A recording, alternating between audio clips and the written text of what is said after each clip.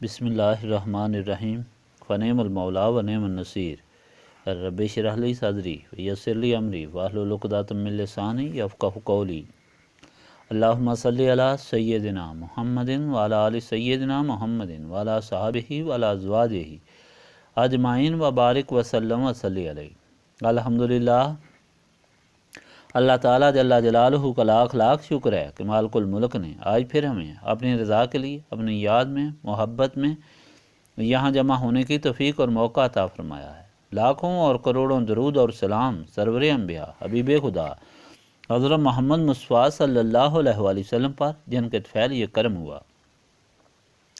سامعین کرام، اللہ تعالیٰ نے قرآن پاک میں ارشاد فرمایا ہے، یا ایھا الانسان انکا قادر الی ربک قدحا فملاقیہ۔ اے آدمی، تجھے اپنے رب کی طرف دوڑنا ہے، پھر تو اس سے ملنے والا ہے۔ اللہ تعالیٰ اپنی مخلوق کو آگاہ کر رہا ہے کہ یہ لوگ اللہ تعالیٰ کے آسمان کے نیچے اور زمین کے اوپر دن رات اللہ تعالیٰ کی نعمتوں سے مستفید ہو رہے ہیں اور غفلت میں ڈوبے ہوئے ہیں۔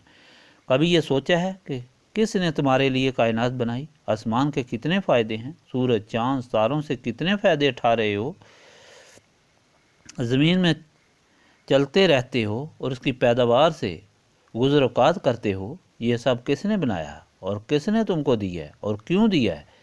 یہ اس خالق نے بنایا ہے جس نے تم کو بھی بنایا ہے اور کیوں بنایا ہے؟ کیا تمہارا اس پر حق تھا یا تمہارا کچھ دینا تھا؟ ہرگز نہیں، تم تو کچھ نہیں تھے، تم کو خالق نے بنایا۔ ماں کے پیٹ میں تمہاری ضروریات پوری ہو رہی تھیں، پھر پیدا فرمایا۔ جوں جوں تمہاری ضروریات بڑھتی گئیں تو ان کا سامان پیدا فرمایا، تم کو استعمال کا طریقہ سکھایا گیا۔ یہ اتنے عظیم احسان ہیں کہ جن کا حساب ہی نہیں۔ کبھی یہ سوچا بھی ہے کہ دینے والا تم سے پوچھے گا بھی کہ تمہاری تو ساری ضرورتیں پوری کی ہیں، لیکن تم بھی اپنا فرض ادا کیا ہے؟ اس پر بھی کبھی سوچا ہے کہ ایک دن ایسا آنے والا ہے کہ تم نے یہاں سے چلے جانا ہے اور اس مالک کے سامنے پیش ہونا ہے جس نے تمہارے سے ایک ایک چیز کا حساب لینا ہے۔ وہ دن کتنا سخت ہوگا۔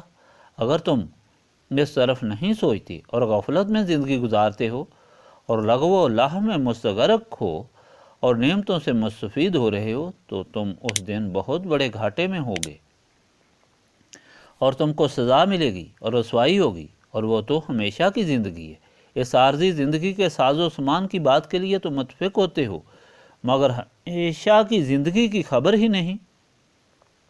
یہ کتنی بیوقوفی ہے۔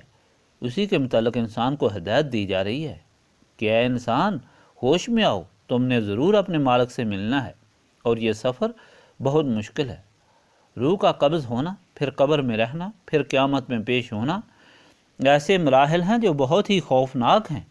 روح نکلنے کی کیفیت کئی بار بیان کی گئی ہے کہ غافلوں کے لیے کتنا مشکل وقت ہے، اور قبر کا اندھیرا اور حساب کتنا مشکل ہے، مگر سب سے مشکل قیامت کے دن کا حساب ہے۔ وہ ساری مصیبت کے متعلق اگر فکر کرو گے تو مراحل آسانی سے طے ہوں گے۔ روح عزت و احترام سے قبض ہوگی، قبر کشادہ اور خوشبودار جنت کی ہواؤں والی ہوگی۔ قیامت میں سجدے میں ہی ہوگے تو ساری قیامت گزر جائے گی، ورنہ جان کنی کی سختی، قبر کا عذاب، ہڈیوں کا پسنا، حشرات الارض کا کھانا، برے ساتھی کا ہونا، دوزخ کی بدبو سے پریشان ہونا، اور قیامت کے دن سورج کا نیزے کے برابر ہونا، اور قیامت کی زمین کا سخت گرم ہونا، اور لوگوں کی پھٹی ہوئی آنکھیں اور کانوں تک پسینے میں ڈوبے ہوئے ہونا بڑا ہی مشکل وقت ہے۔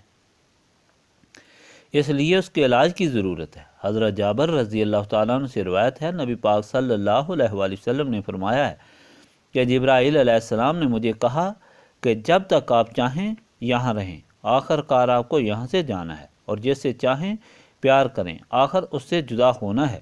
جو عمل کریں گے وہ بھی ملنے والا ہے۔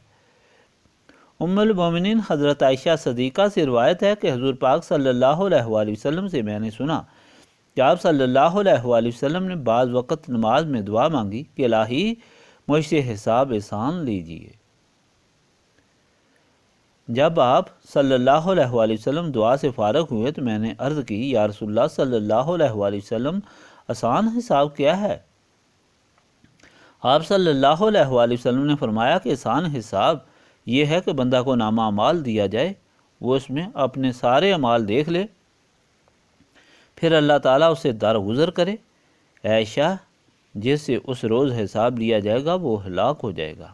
حضرت ابو ہریرہ رضی اللہ تعالیٰ عنہ سے روایت ہے کہ رسول پاک صلی اللہ علیہ وآلہ وسلم نے فرمایا کہ جس بندہ مسلمان میں 3 باتیں ہوں اللہ تعالیٰ اس کا حساب آسان فرما دے گا اور اپنی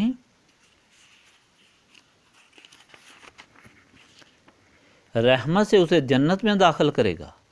ایک یہ کہ جس نے تجھے محروم رکھا تو اسے دے دے، دوم یہ کہ جس نے تجھ پر ظلم کیا تو اسے معاف کر دے، سوم یہ کہ جس نے تجھ سے ناطہ توڑا تو اس سے ملے۔